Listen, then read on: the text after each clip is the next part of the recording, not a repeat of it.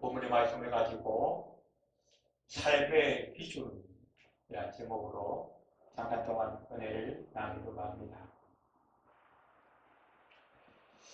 우리가 인생을 살아가다 보면 내 삶의 원칙, 방향, 목적 이런 것들이 생기게 되죠. 대부분의 사람들은 인생의 목적이나 방향을 무시하면서 살아가기도 하지만 대체로 인생의 의미를 제대로 알고 또한 인생을 좀 바르게 진실되게 살아가고자 하는 사람들은 자기만의 기준과 목적들이 있는 것을 우리는 보게 됩니다. 우리 그리스도인이 신앙생활을 잘 하려면 또한 필요한 것이 우리 신앙의 기준이 있어야 한다는 것입니다. 또한 우리 신앙생활의 목적이 무엇인가를 알 필요도 있을 것 같습니다. 그래서 인생의 목적과 삶의 기준을 바르게 하고 살아갈 때에 우리는 한 사람의 인생으로서 올바른 삶을 살아갈 수가 있고 또 그리스도인들은 하나님께서 기뻐하실 만한 신앙의 삶을 살아갈 수 있는 것을 우리는 알게 됩니다. 기독교 역사에 있어서 가장 큰 공헌을 이룬 사람, 예수님 다음으로 기독교 역사에 가장 큰 공로를 세운 사람은 자타가 공인하는 바울이라고 하는 사람입니다. 이 바울은 지중해 연안의 모든 지역에 교회를 세우고 수많은 사람들에게 복음을 증거하며 하나님의 나라 확장에 가장 큰 기초를 놓았던 사람이에요. 아마 어쩌면 지금 저와 여러분이 하나님의 백성이 된 것도 바울의 수고와 공로 때문이 아닐까 그런 생각을 하게 됩니다. 그런데 바울이 어떻게 그런 엄청난 일들을 할 수 있었는가? 그는 가는 곳마다 또한 어떠한 상황에 있든지 항상 자기의 정체성과 자기 인생의 목적이 분명하였다는 것입니다. 바울이 모든 교회들마다 편지를 썼죠. 우리는 그것을 바울 서신이라 그렇게 말합니다. 이 바울 서신에는 하나의 공통점이 있는데 모든 편지의 서두에 이 편지를 쓴 사람이 누구인가를 먼저 밝히고 있다는 것입니다. 그는 다름 아닌 바울이죠. 그런데 이 바울이 자기를 독특하게 특정된 언어로 자신을 소개하고 있는 것을 우리는 바울 서신을 통해서 공통적으로 보게 됩니다. 그는 항상 이렇게 얘기합니다. 자기 자신을 가리켜서 나는 그리스도의 종이라. 또한 복음을 위하여 부름받은 사도라고 말씀하고 있습니다. 이것이 바로 이 바울의 인생의 목적이요 정체성이었던 것을 성경은 말씀해 주고 있습니다.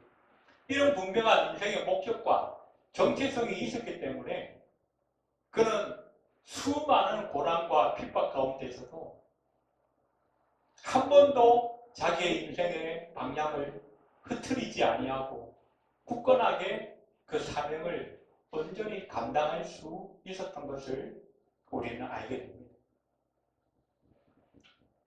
창세기 12장에 하나님께서 아브라함을 부르실 때도 마찬가지였습니다. 12장 2절과 3절에 보면 내가 너로 큰 민족을 이루고 내게 복을 주어 네 이름을 창대하게 하리니 너는 복이 되지라.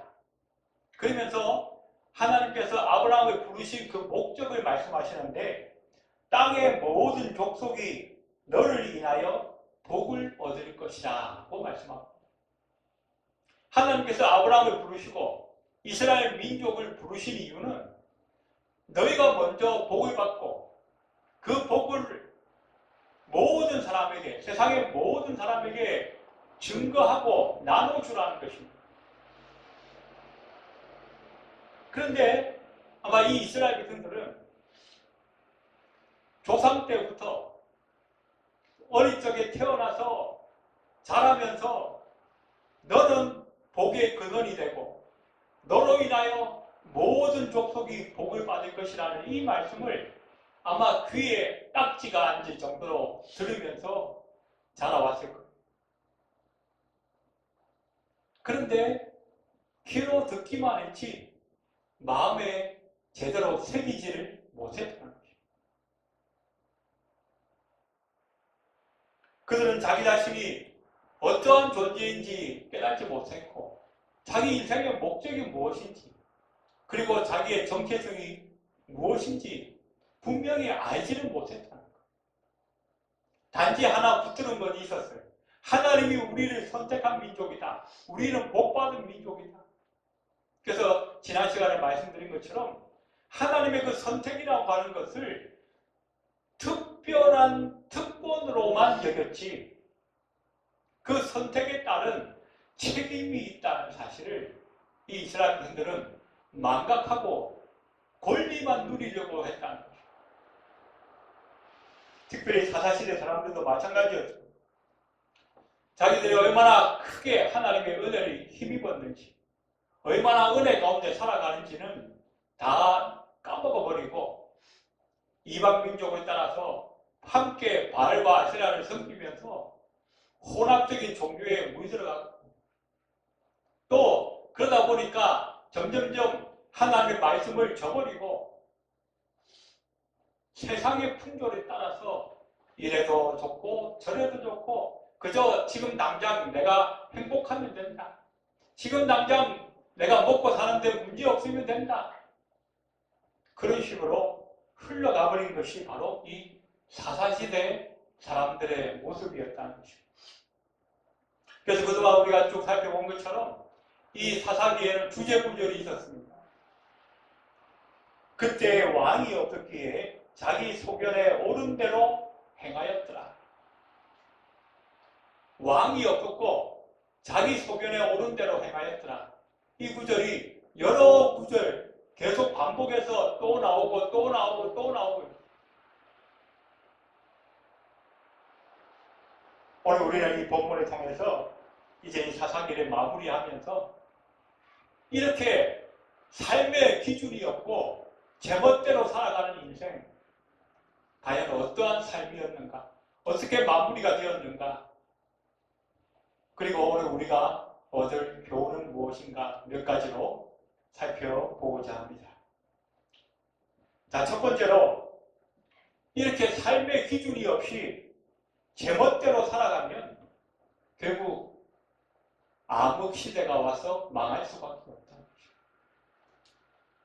우리가 흔히 이 가톨릭이 지배하였던 중세 시대, 역사적으로 우리는 암흑 시대라 그렇게 부릅니다. 그 중세 시대에 오늘 이 사사기 시대와 거의 동일해요. 백성들이 하나님의 말씀을 알지 못하는 세대. 왜 그랬을까요? 교황들이 그리고 그 사제들이 이 하나님의 말씀은 자기들에게만 주어진 특권으로 여겼어요. 그래서 흔히 이 서민들이, 백성들이 하나님의 말씀을 알게 되면 꼬치꼬치 따져 물으니까 귀찮다는 거예요. 그래서 이 말씀은 우리만 알고 우리의 특권으로만 가지고 우리가 그 백성들 위에 군림하겠다는 거예요. 그것이 교황과 이 사제들의 생각이었어요. 그래서 그들이 보유한 이 라틴어로 된 성경 자기들만 공부하고 자기들만 읽을 수 있는 백성들이 모르기 때문에 단 위에 서서 말씀 한 구절 읽고 얼마든지 인간적인 소리를 쏟아낼 수 있는 그런 성당으로, 그런 재단으로 바꿔버렸다. 그래서 그걸 좀 이렇게 보완하기 위해서 뭘 했어요? 커피탑의 형상을 만들고 그림을 만들고 스테인드 글라스를 만들고 온통 성당 안에 벽화를 그려가지고 그걸 마치 시청각 교육한다는 식으로 백성들에게 보여주었다. 그랬더니 어떻게 해요? 그게 온통 우상 덩어리가 돼가지고 백성들이 점점 미신으로 우상으로 타락해가는 그런 흑암의 시대, 우리 역사적으로는 중세 시대라고 말씀하고 있습니다. 오늘 이스라엘 백성들도 마찬가지였습니다.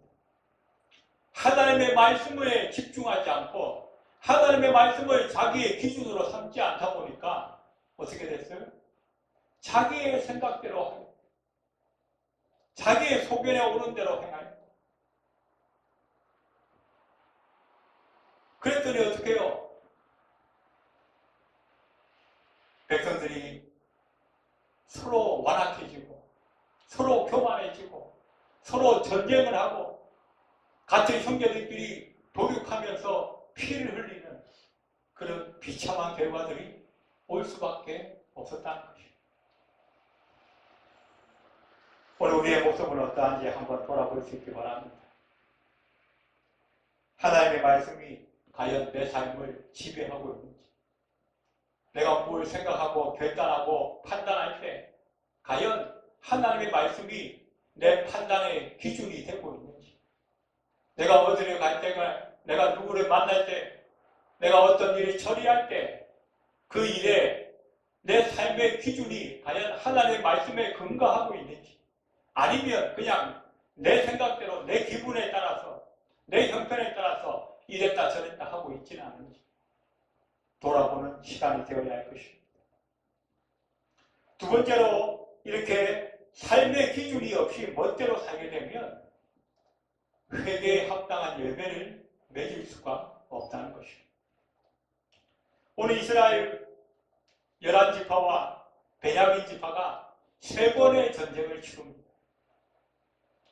그 3번의 전쟁을 통해서 이 베냐민 지파가 거의 몰살하다시피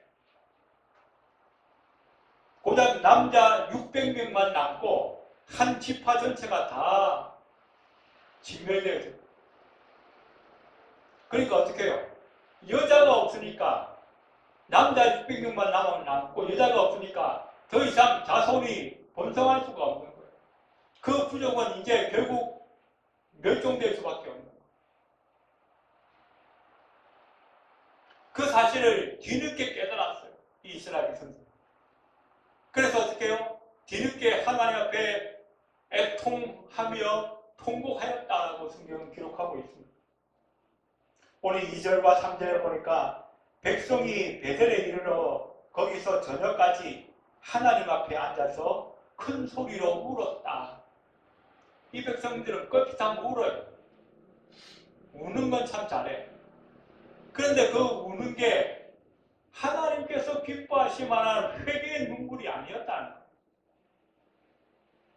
3절에도 이르되 이스라엘 하나님 여호와여 어찌하여 이스라엘에 이런 일이 생겨서 오늘 이스라엘 중에 한 지파가 없어지게 하시나이까 하더니, 자기들이 자기 생각대로 쳐들어가서 백성들이 다 도륙해놓고는 하나님께서 하신 것처럼 왜 하나님 이렇게 하시나이까 라고 책임을 하나님께 돌리고 있다. 아, 하나님이 그렇게 해라 그랬습니까? 하나님이 갑자기 번개를 내려서 베냐민 지파를 다 죽였습니까? 자기들이 하나님 뜻을 전혀 물어보지도 아니하고 자기들 생각대로 가서 임의로 해놓고는 문제가 생기니까 하나님께 책임을 돌리는 거예요.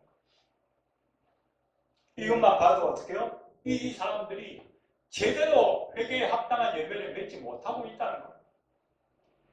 그것은 뭡니까? 하나님께 물었다는 것이 회개의 눈물을 흘린 것이 아니라 자기들의 그 감정풀이만 했다. 안타깝고 원통스럽고 억울하고 당황스러우니까 그냥 하나님 앞에서 그냥 울었다는 거예요. 예전에 한 부흥사가 성도들 많이 교회에서 집회를 했는데 맨 앞에 있는 할머니가 계속 눈물을 흘리면서 은혜를 받더라는 거예요. 그래서 이 부흥사가 그 할머니를 눈여겨봤습니다. 아, 저 할머니가 은혜를 참 많이 받고 있구나. 마치고 이제 접대하는 데 가서 이제 식사를 하면서 그 할머니가 특별히 생각이 나서 같이 가자고. 그래서 같이 할머니랑 같이 앉아서 식사를 하면서 그 할머니에게 물어봤습니다. 권사님이십니까? 오늘 제가 집회를 인도하는데 맨 앞에 앉으셔서 은혜를 참 많이 받으시는 것 같습니다. 무슨 은혜를 그렇게 많이 받으셨습니까? 이 목사님이 그 할머니에게 물어보시죠.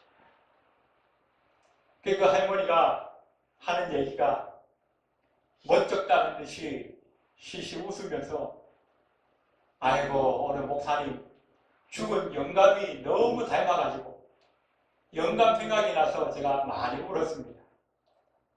그랬다는 거예요. 은혜 받아서 성령의 은혜로 울은 것이 아니라 죽은 영감이 그 앞에 있는 목사님 얼굴이랑 닮아가지고 영감 생각이 나서 울었다. 우리가 혹시 하나님 앞에서 울 때 그런 눈물을 흘리고 있지는 않은지 우리는 한번 돌아봐야 할 것입니다. 분해서 울고 원통해서 울고 억울해서 울고 마음 상해서 울고 그거는 회개가 아니에요. 그거는 그냥 감정풀이 하는 거예요. 물론 속은 시원해질 수 있겠죠. 오늘 이스라엘 백성들이 합당한 회개의 열매를 맺지 못했어요. 그래서 어떻게 합니까?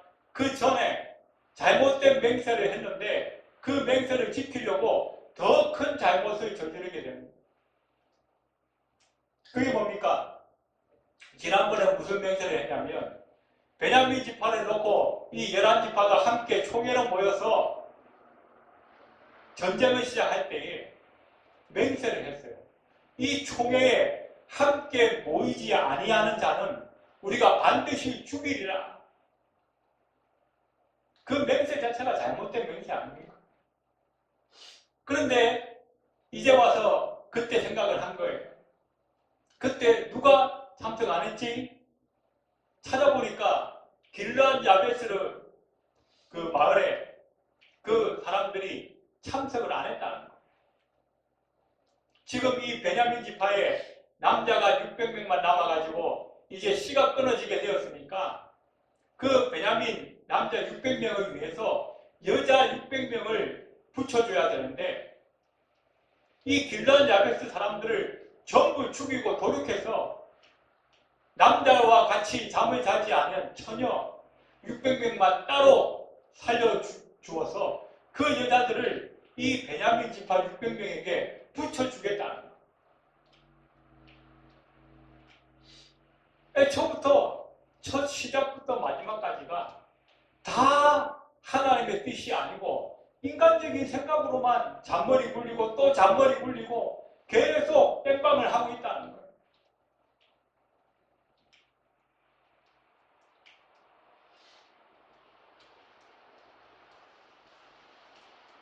그래서 이 길르앗 야베스의 사람들을 다 죽이고 남자와 같이 잠자지 아니한 처녀들을 모아보니까 400명밖에 안 되는 거예요. 그럼 200명이 부족하잖아요. 그러니까 또 잔머리를 굴립니다. 여호와의 성일에 하나님 앞에 예배하러 나와서 춤추는 여인들이 있을 것이다. 그 여인들 200명을 잡아서 나머지를 보충해 주자. 그래서 또 그 여인들을 보쌈을 합니다. 우리 식으로 옛날에 우리 조선시대 같은데 보쌈해서 데려가는 일들이 있었죠. 좋게 말하면 보쌈이지만 현대식으로 얘기하자면 인신매매를 한 거예요. 인신매매. 무엇 때문에요? 자기들이 한 잘못된 맹세를 지키려고. 이것이 뭐예요? 왕이 다스리지 아니하고 자기의 소견대로 행하는 사사시대 이스라엘 백성들의 모습이었다는 것입니다.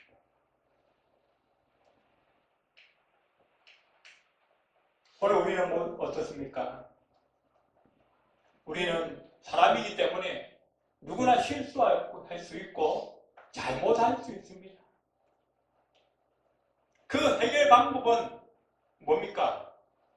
또 다른 해결책을 만들려고 하지 말고 먼저 잘못된 것들을 하나님 앞에 회개하고 고쳐야 하는 거예요.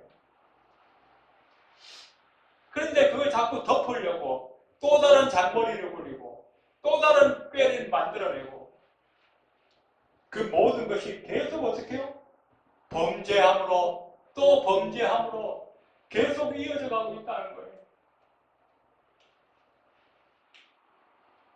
이것이 혹시 우리의 모습은 아닌지 우리는 반드시 돌아보아야 할 것입니다.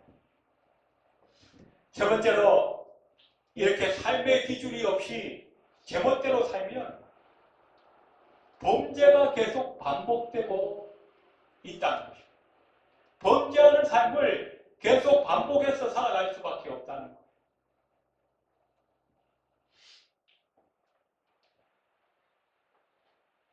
이스라엘이 아까 말씀드린 것처럼 두 번, 세 번 계속 잘못을 범한 이유는 뭡니까? 하나님의 뜻을 구하지 않고 하나님의 인도하심을 받지 않았기 때문입니다.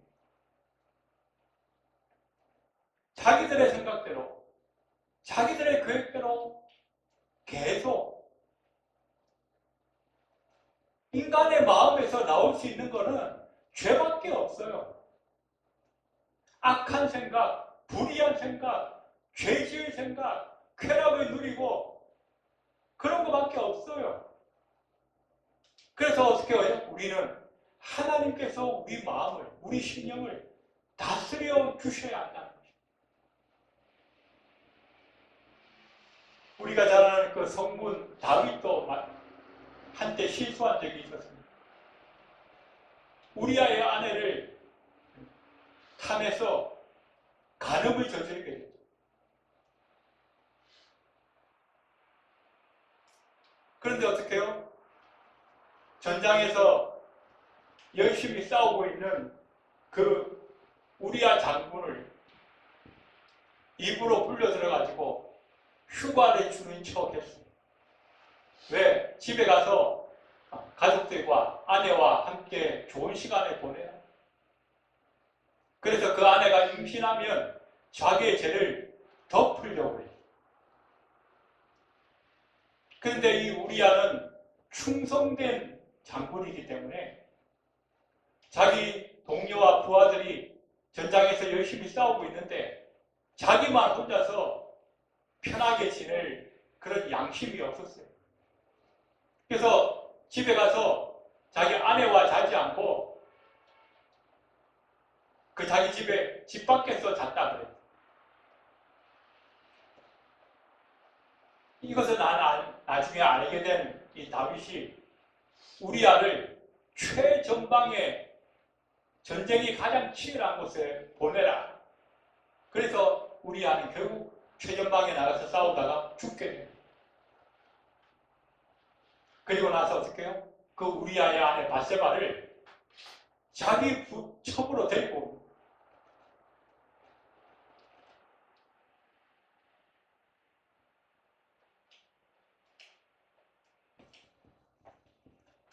다윗이 그 문제를 해결할 수 있는 방법은 하나님께 회개하는 것밖에 없었어요. 그런데 그 방법을 선택하지 않고 자기의 잔머리를 굴러서 또 다른 계획을 세우고 또 다른 범죄를 행하고 결국 어떻게 해요? 하나님께서 이 다윗 한 사람 때문에 이스라엘 백성이 함께 진노를 당하는, 연병이 임하고 재앙이 임하는 그런 징계를 주십니다.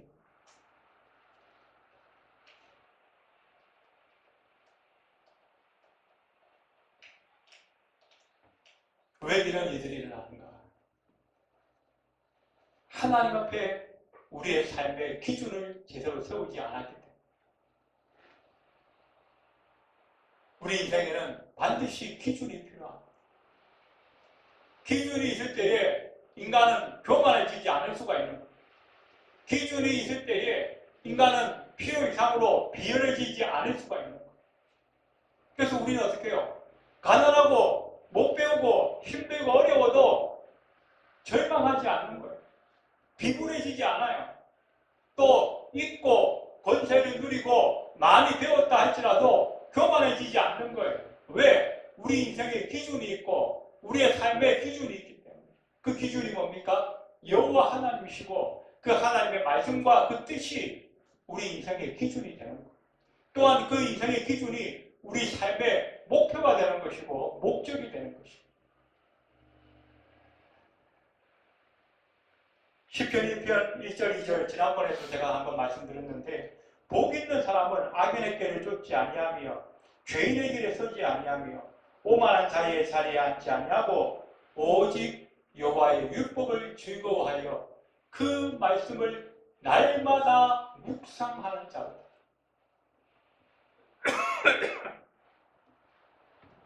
우리의 삶에 여호와의 말씀을 여러분의 기준으로 삼으시기 바랍니다.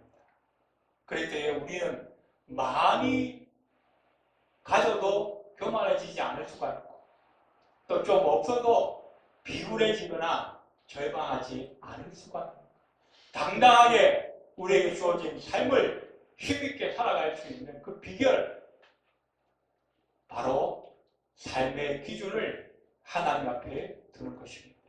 이렇게 저와 여러분의 삶을 하나님 앞에 두고 그 기준에 따라서 힘있게 성령의 인도함에 따라 살아갈 수 있는 저와 여러분이 다 되시기를 주의 이름으로 축원해 드립니다. 기도드리겠습니다.